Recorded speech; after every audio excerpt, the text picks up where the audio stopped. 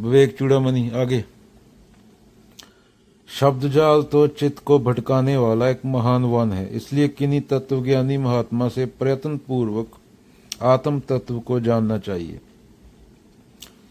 अज्ञान रूपी सर्प से डसे हुए को ब्रह्म ज्ञान रूपी औषधि बिना वेद से, शास्त्र से, मंत्र से और औषधि से क्या लाभ। औषध को बिना पिए केवल औषध शब्द के उच्चारण मात्र से रोग नहीं जाता।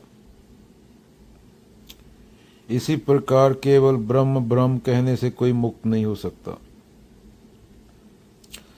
बिना दृश्य प्रपंच का विलय किए और आत्म तत्व को जाने केवल ब्रह्मा शब्द से जिनका फल केवल उच्चारण मात्र है, मनुष्य की मुक्ति कैसे हो सकती है। बिना शत्रु का वध किए और बिना संपूर्ण पृथ्वी मंडल का ऐश्वर्य प्राप्त किए मैं राजा हूं, ऐसा कहने से कोई राजा नहीं हो जाता।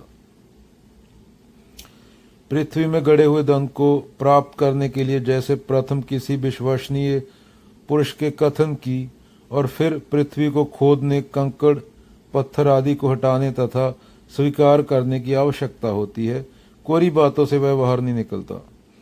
उसी प्रकार समस्त मायक प्रपंच से शून्य निर्मल आत्म तत्व ही गुरु के उपदेश तथा उसके मनन निध्यासन से ही प्राप्त होता है, थोथी बातों से नहीं।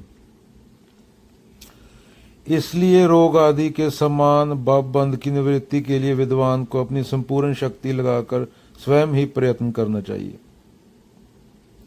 तूने आज जो प्रश्न किया है, शास्त्रज्ञ जन उसको बहुत श्रेष्ठ मानते हैं। हे विद्वान, जो मैं कहता हूं सावधान होकर सुन। उसको सुनने से तू शीघ्र ही भव बंधन से छूट जाएगा। मोक्ष का प्रथम हेतु अनित्य वस्तुओं में अत्यंत वैराग्य होना है।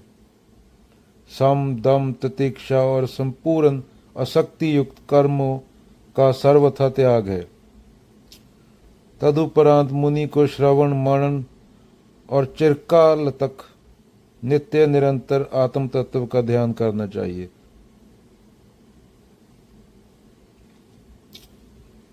तब वह विद्वान परम को प्राप्त होकर निर्वाण को पाता है।